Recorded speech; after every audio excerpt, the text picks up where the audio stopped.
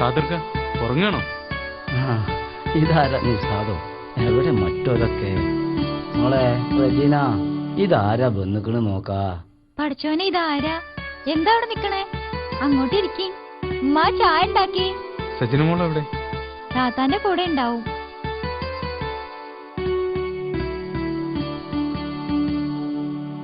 മരുന്ന് കഴിച്ചിട്ട് എന്തെങ്കിലും മാറ്റമുണ്ടോ? എനിക്കിപ്പോ നല്ല ഭേദമുണ്ട്. ഉമ്മാക്കും പെങ്ങന്മാർക്കും ഒക്കെ സുഖല്ലേ? സുഖാണ്. പെങ്ങന്മാരുടെ കല്യാണം കഴിഞ്ഞോ?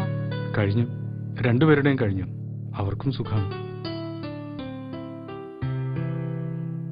അല്ല നിസാദെ, ഈ ഇങ്ങനെ സാമൂഹ്യ പ്രവർത്തനമായിട്ട് നടന്ന അന്റെ ഉമ്മാക്കും ഓടപ്പിറന്നവർക്കും ഒക്കെ ഇഷ്ടപ്പെടുന്നുണ്ടോ? അതെന്താ അങ്ങനെ ചോദിച്ചത്? അല്ല മോനെ, നമ്മളെ സമൂഹത്തിൽ ഒരു രക്ഷിതാവും സ്വന്തം മക്കളോട് സഹജീവികളെ രക്ഷിക്കാനും സമൂഹത്തിൽ നന്മ ചെയ്യാനും പറഞ്ഞു കൊടുക്കാറില്ല.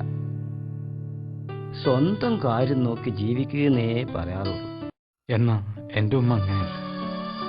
ഇതിനുള്ള എല്ലാ പ്രോത്സാഹനവും എൻ്റെ ഉമ്മയാണ് തരുന്നത്. ഇതിനൊക്കെ മാറ്റം വരണമെങ്കിൽ കുട്ടികളുടെ ഉസ്താദുമാരോ അധ്യാപകരോ പറഞ്ഞതുകൊണ്ടായില്ല. രക്ഷിതാക്കൾ തന്നെ വേണം പറഞ്ഞു മനസ്സിലാക്കാൻ. അവരിൽ നിന്ന് കുട്ടികൾക്ക് സമൂഹത്തിന് നന്മയെക്കുറിച്ചുള്ള ചിന്തകളുണ്ടാകും. രക്ഷിതാക്കൾ പറഞ്ഞാൽ അവർ കേൾക്കും, അനുസരിക്കും. പക്ഷേ രക്ഷിതാക്കൾ പറയണം. എൻ്റെ വാപ്പ എനിക്ക് 9 വയസ്സുള്ളപ്പോൾ ഉപ്പ പാമ്പ് കടിച്ചു മരിച്ചു. പിന്നെ ഞങ്ങളെ പോറ്റാൻ ഉമ്മ വല്ലാതെ കഷ്ടപ്പെട്ടു. എൻ്റെ ഉമ്മ പാടത്ത് പണി കഴിഞ്ഞ് ഇരുട്ടാവും വീട്ടിൽ വരാൻ. വരുമ്പോൾ ഉമ്മാന്റെ തലയിലെ തട്ടത്തിൽ പൊതിഞ്ഞു കെട്ടിയ നെല്ലുണ്ടാവും. അത് നെല്ലാണെന്ന് പറയാൻ പറ്റില്ല. പകുതിയും പതിരാവും. ഉമ്മ വരുമ്പോഴേക്കും ഉമ്മക്ക് കുളിക്കാനുള്ള വെള്ളം ചൂടാക്കി കഞ്ഞിക്കുള്ള വെള്ളവും അടുപ്പത്ത് വെച്ച് ഞാനും എൻ്റെ അനിയത്തിമാരും ഉമ്മറത്ത് വന്ന് കാത്തിരിക്കും. ദൂരെ ഉമ്മാന്റെ നിഴൽ കാണുമ്പോഴേക്കും ഞാൻ ഓടിച്ചെന്ന് ഉമ്മാന്റെ അടുത്ത് നിന്ന് നെല്ല് വാങ്ങിക്കൊണ്ടുവരും. നെല്ല് ഞാൻ തന്നെ വറുത്ത് കുത്തും. പാവം പണി കഴിഞ്ഞ് ക്ഷീണിച്ചല്ലേ വരുന്നത്. അതും കൂടി ചെയ്യിക്കാൻ എനിക്ക് മനസ്സ് വരില്ല. നെല്ല് കുത്തിയിട്ട് എൻ്റെ കയ്യിലെ തഴമ്പ് പഴുത്തിട്ടുണ്ട്. പക്ഷേ ആ വേദനയൊന്നും ഞാൻ ഉമ്മാന്റെ മുമ്പിൽ കാണിക്കൂല.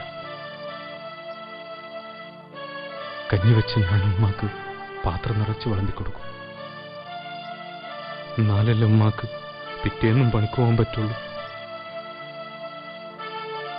എന്റെ കഞ്ഞിന്റെ വട്ടൊക്കെ ഞാൻ എൻ്റെ അനിയത്തിമാർക്ക് വിളമ്പിക്കൊടുക്കും. ഈ കള്ളത്തരം ഉമ്മാക്കറിയാം. അതുകൊണ്ട് അനിയത്തിമാർ കയ്യും കഴുകി പോകുന്നു നോക്കി ഉമ്മ ഇരിക്കും. അവര് പോയാൽ ഉമ്മ വലിയ 2 ഉരുള തന്ന് എന്നെ ഊട്ടിവിടും.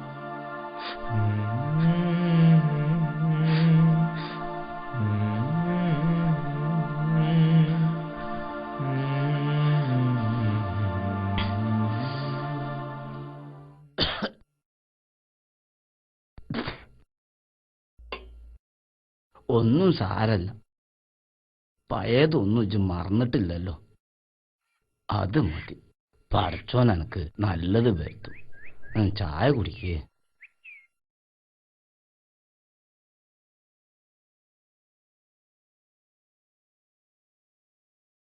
മുത്തുമോളെ, എന്താ മുത്തുമോളെ, നിനക്ക് കുളിക്കണത് ഇഷ്ടല്ലേ? എന്ന് ഞാനല്ലേ നിന്നെ കുളിപ്പിക്കല്? എന്താ മോളെ താത്താനെ ഇങ്ങനെ കളിപ്പിക്കണത്? നല്ല പെട കിട്ടും കേട്ടോ. ഒട്ടും അനുസരണമില്ലാതെ വരിക കുട്ടിക്ക്.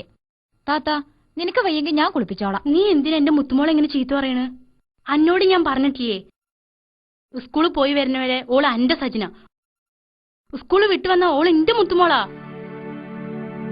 ആയിക്കോട്ടെ, അവൾ എന്റെ മുത്തുമോള് തന്നെയാണ്. മുത്തുമോള് പോയി കുളിക്കേ. ഇത് താത്തയല്ലേ? അതെ. അസുഖത്തിന് വല്ല മാറ്റമുണ്ടോ?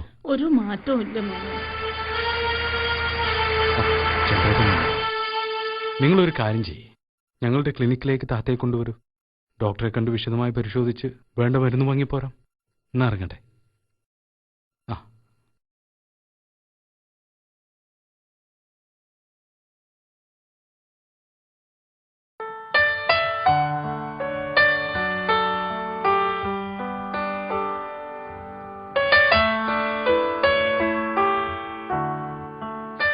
ആരാ പറഞ്ഞു പുതിയ തലമുറ ശരിയല്ലെന്ന്?